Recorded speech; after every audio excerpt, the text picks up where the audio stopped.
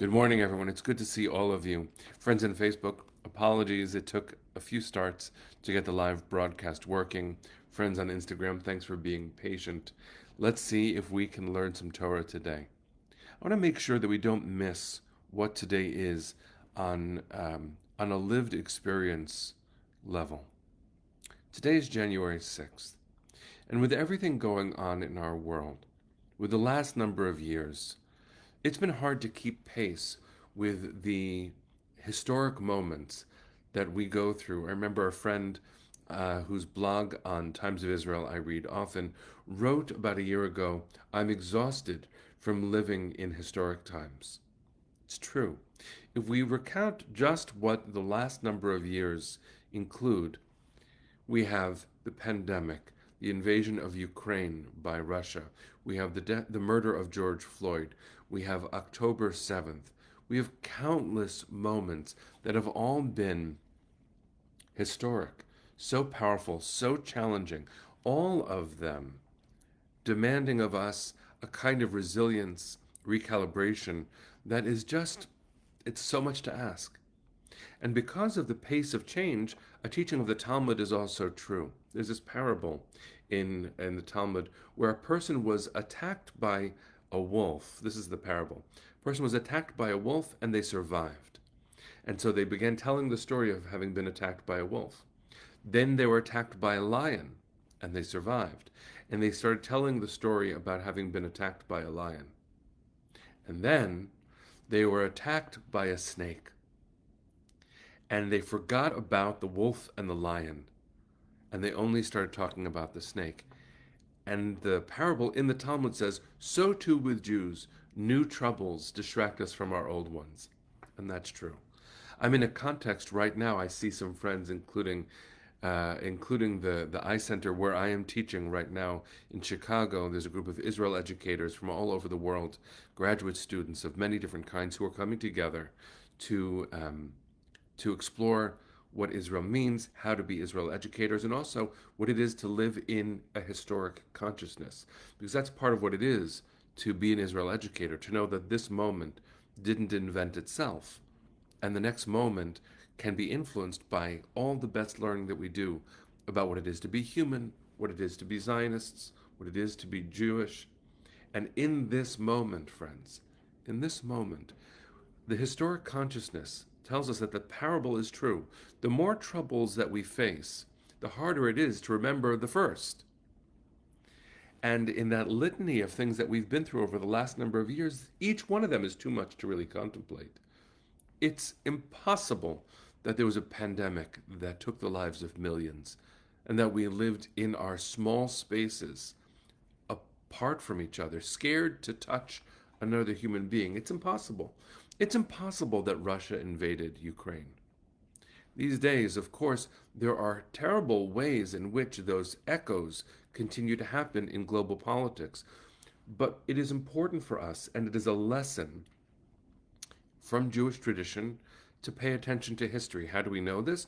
Because this week's Parsha includes the verse at the very beginning of Exodus, Parshat Shemot, says, Vayakom melech hadash al Mitzrayim asher lo yada et Yosef. A new Pharaoh arose, a new king arose over Egypt who did not know Joseph. That's not possible. It's not possible that a new king over Egypt arose who didn't know Joseph. Now, you and I can debate the historicity of the Torah. Did it happen just the way the Torah says? But it is also the case that the Torah believes it happened that way. So when just after Joseph saves all of Egypt and the world, after he brings his family to Goshen, a neighborhood in Jerusalem, a neighborhood in Egypt, where the Jewish community starts to live, and after doing such consequential things the next leader doesn't remember? No. Most commentators see that as a willful denial by the new king of Egypt of history itself. A lack of gratitude for everything that has come before, a lack of care for anyone who is not this king of Egypt. And we'll see the actions of this king in this Parsha and in the next, dehumanizing others, scared of foreigners. It's language that echoes through time. Today is January 6th. Where were you on January 6th? When's the last time we actually gave thought to what the experience that day was? I'm going to ask you again. Where were you on January 6th? And how did you feel that day? Not how has it been retold and reframed and minimized from American consciousness, but as a people who remember, who are commanded in countless ways to remember our own history, to know history itself. We are the ones who carry the teaching that those who forget history are condemned to repeat it. That is etched in the kingdom of darkness in Auschwitz on the wall to remind us. And so I know that I'm evoking dark, dark times, but we have lived through very complicated times, and we cannot be the manifestation of that parable. That parable from the Talmud that I taught was about a person who survives this, and then survives that, and then survives a third thing, and forgets about the first two. We cannot forget. We must not forget. The attack on the institutions of the state, senators and representatives running for their lives from an armed mob, police officers killed and psychically scarred so that they took their own lives afterwards because it was an unfathomable trauma. Someone wearing a Camp Auschwitz sweatshirt in the Capitol building, guns being brandished on the floors of Congress,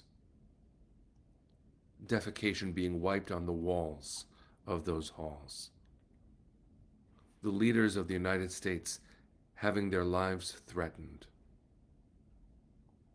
I bring it up because we don't talk about this enough. We don't. We allow revisionism to be the dominant narrative of that day. So I'm going to ask you again. Where were you on January 6th? It is a day that should echo in your brain, in your soul, and through your decisions, through the way that we speak about power, the way that we speak about the United States. And even though no nation is inherently holy, they are, as Abraham Joshua Heschel taught, they are the testing grounds for whether or not people will conduct themselves in holy ways. I ask you to remember to live with serious consciousness around this. Where were you? This is years later, lifetimes somehow later. But we learn from the Torah. We learn from the Torah what happens when those in power erase the past. The verse, again, is Vayakom melech chadash al Mitzrayim asher lo yada et Yosef. I'll translate it in as literal a way as I can, and then in a way that feels more authentic to its intent. The translation is, a new king arose upon Egypt who did not know Joseph. The soulful translation, the meaning translation is, and then those in power decided to erase parts of the past to pursue their own agendas. This is a warning. This Parsha, friends, is a warning. Every time I read Parshat Shemot, the first Torah portion in the book of Exodus, I feel echoes of Jewish history and world history. I think we're supposed to. There are tremendous commentaries on this book. One is by Michael Walzer called Exodus and Revolution. But we understand from our own liberation story what it is to reclaim our humanity, which comes with a recognition that we have a history. And the reason why it is so important to acknowledge, claim, and teach our history is because that is the only way we learn. That is how we know we belong in this world. Among the greatest sins committed against enslaved people from Africa brought to the American colonies was the enforcement upon them that they had no history, they had no names, Well, we have names, we have history, and we are taught as Jews and as citizens of the world that history is a sacred mandate. There is such a thing as the past, and we are commanded to learn it. Today is January 6th. That matters. It was a terrifying, terrible day with echoes that continue to this day. May we be blessed to learn from the past, to remember what we saw, to know the danger of abusing power, and to do something better this time around. We must. It's who we're called to be. This is a day that should echo through time.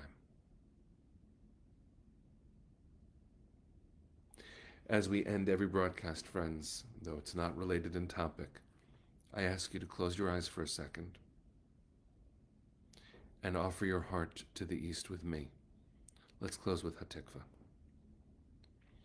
Kolon baleva penima nefesh Yehudi homia ulefate mizrach kadima ayin letzion Sophia on lo avda tikvatenu התקווה בת שנות 2000 להיות עם חופשי בארצנו